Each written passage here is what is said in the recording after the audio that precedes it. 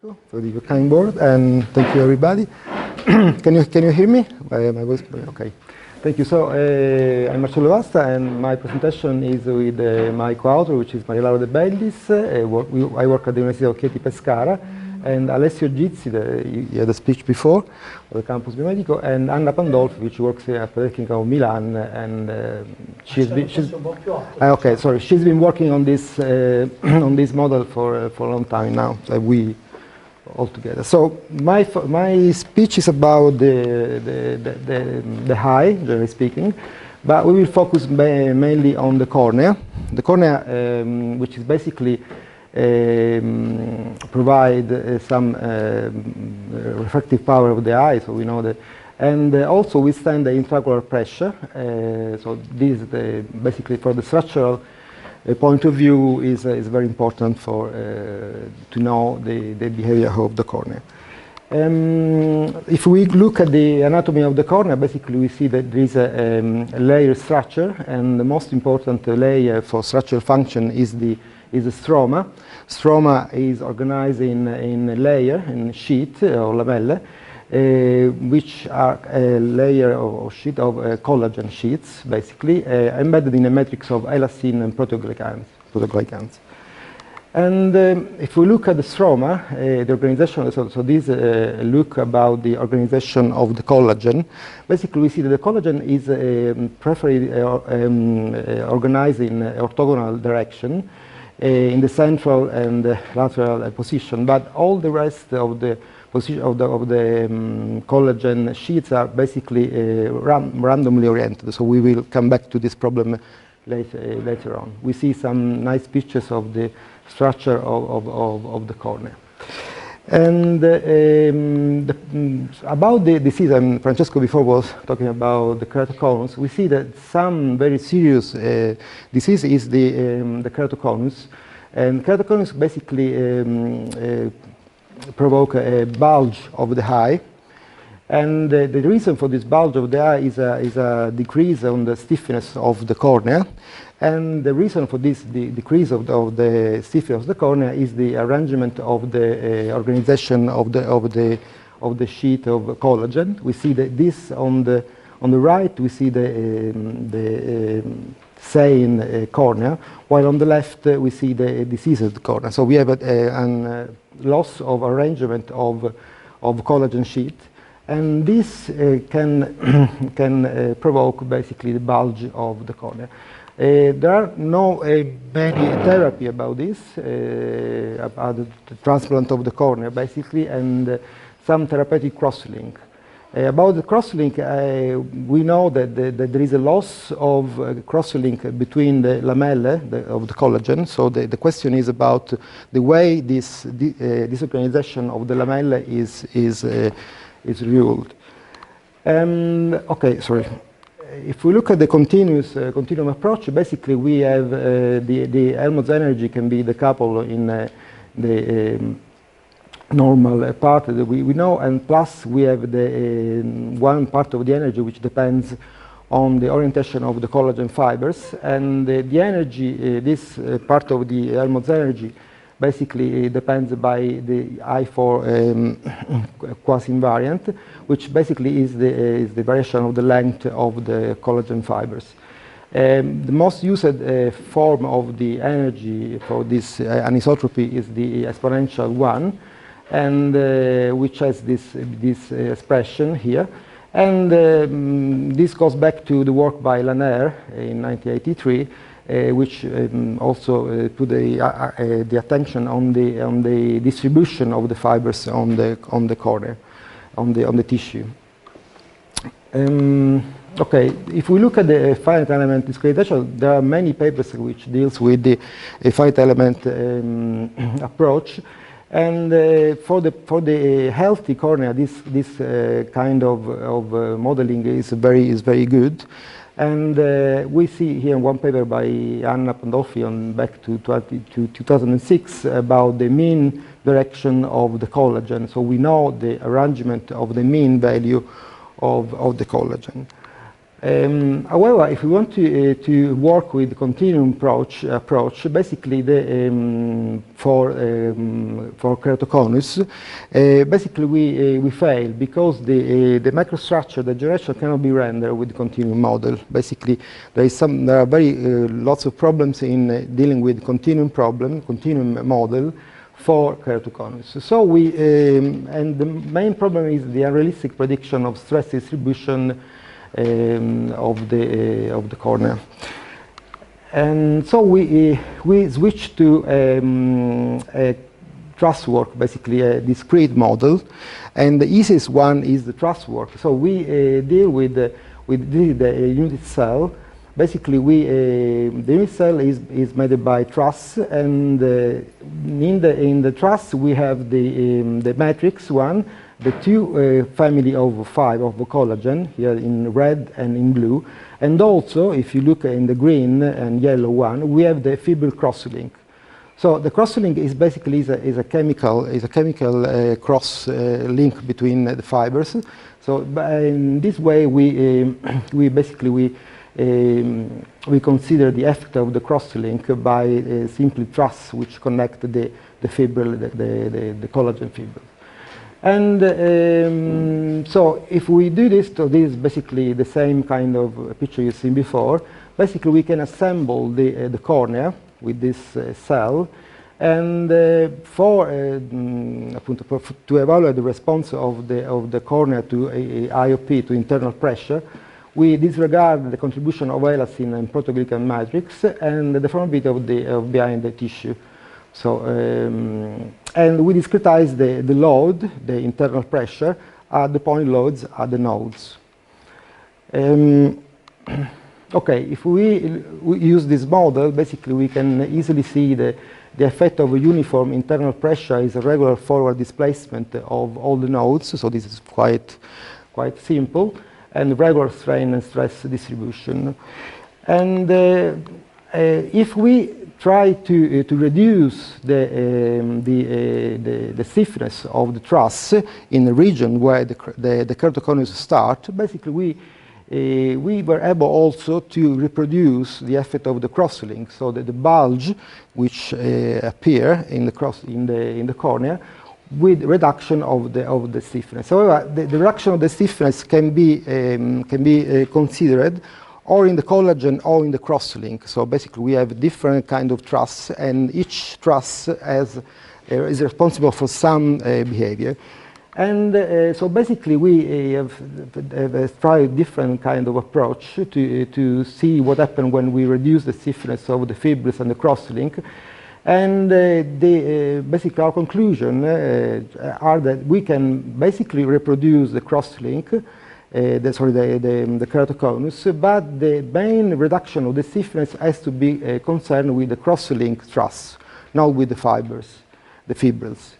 And the reduction of the stiffness, basically, as a first attempt, we tried linear reduction, quadratic and cubic, so very simple law. And of these three kind of laws, so these are the parameters we use for the stiffness of the truss. Basically, we see that these are the linear, quadratic, and cubic law, reduction law. Basically, at the end, we find that the best representation was the quadratic one. And we see here the comparison between the discrete model and the diagnostic image of the cornea, the bulge, which is very, very similar. So all the parameters are, sorry, I forgot to say that we set the parameters for patients-oriented case, so it are not just a simulation. And however, this was a first attempt to try to model the keratoconus. As a development of this approach, we try to introduce a reaction diffusion constitutive model. So we try to introduce this Bisebo reaction diffusion model to see the evolution of the damage. And to introduce this damage, we consider the stiffness degradation depending. Sorry, Marcello, what means C here? So C is the solution of this reaction diffusion. Okay, but what it means? Right. Okay. If you see here, the stiffness degradation depends by C. Ah, okay. So Okay. it is a damage. This is linearly connected to C on this model, right? So it's a second model. The first one was the quadratic cubic one. The second one is this one, which depends by the solution of C. And this, I mean, can give some very nice results. These are nice pictures that we show the evolution of the keratoconus. And also, this picture shows the evolution of the cone starting from early stage, so we can also think about the prediction of the keratoconus. We know that it's very difficult to predict the appearance of the keratoconus. And also we have the degradation speed, so we can see with this model we can go to very nice evolution of the keratoconus. Sorry. As a second step, so we also introduced some nonlinearity. The nonlinearity was introduced in the truss, which represent the crosslink. The crosslink, we introduce a Lennard-Jones type energy, which depends by C, which is the solution of the diffusion equation. In this way, we have a nonlinear behavior of the truss, because the truss which represent the crosslink are nonlinear, because okay, this is the potential, so we have to derive this potential to get the force. And basically, varying C, this minimum is moving, basically. So we try different parametric analysis. And this model, this show the question here is very central, because with the linear analysis, we don't get the reduction of the thickness of the cornea. So with the linear analysis, basically the thickness of the cornea is constant. When you introduce the nonlinearity, basically we were able also to reproduce the reduction of the thickness here. And this should be a movie. I don't know if this should start. Okay, this shows the model. Okay, starting from a reference configuration to the keratoconus development. And we can see here this. So this reduction is very, very difficult to get with the continuum model as well. So we have seen many papers dealing with this problem of bicontinuum, and the continuum it's impossible basically to get this reduction of the stiffness of the thickness. Okay, so this is the axial stress evolution. I don't know if I can show you also the axial stress. Okay, and basically the stress is all positive, except for some truss which is located on the limbus. Okay, so basically we have learned that to model the keratoconus we need to switch to a discrete model at the moment, and also the micro-mechanics must be included in the discrete model, because the truss which represent the structure of the cornea has to be reduced, in particular with reference to the crosslink. So the crosslink is the main responsible for the development of the keratoconus. Okay, I will switch now to what we are doing now, and I'll try to be quick, so I don't want to bother you.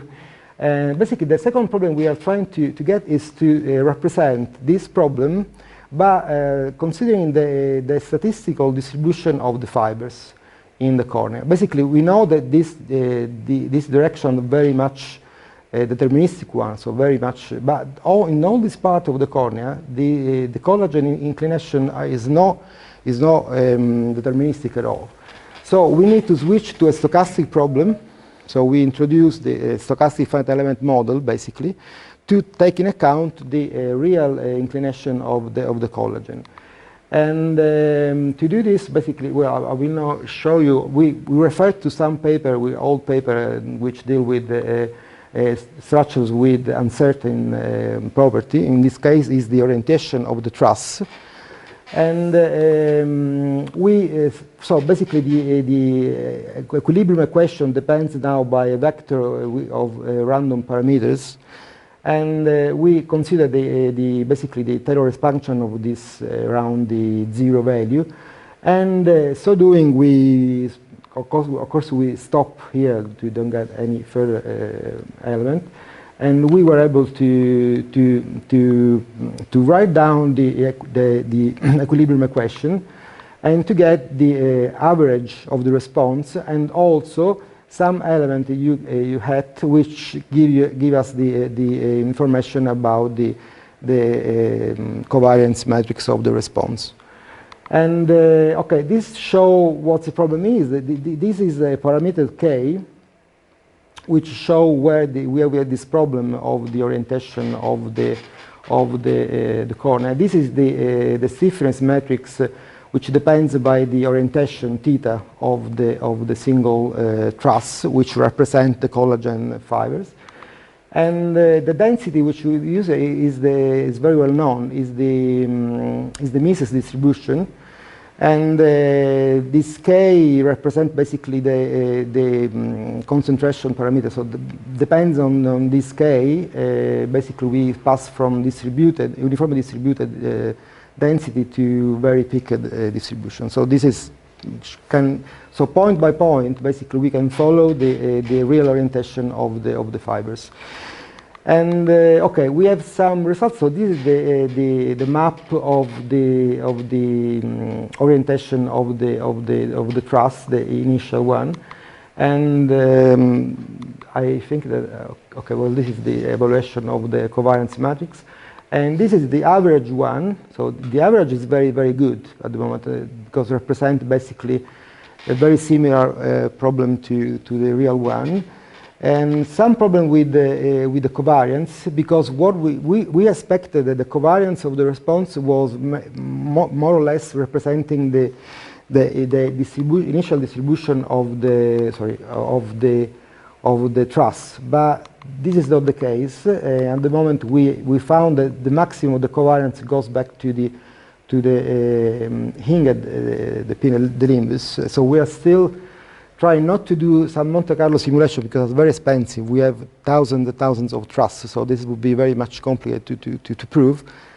And so we are trying to find a way to show that these results are correct. But if you have any idea, please. Otherwise, we will switch to Monte Carlo simulation, which is very expensive. So I don't know when we finish this research. We are still trying to complete. Okay, so this is my conclusion, and basically we are trying to reproduce a pathological behavior which is very, very important, and we found the discrete way could be the right one, and we are still trying to have a very much realistic model of the cornea, introducing also the statistical distribution of the fibers. And also the nonlinearity and the cross-link has been introduced in a nonlinear way using the Lennard-Jones model. So this is all. Okay. Thank you.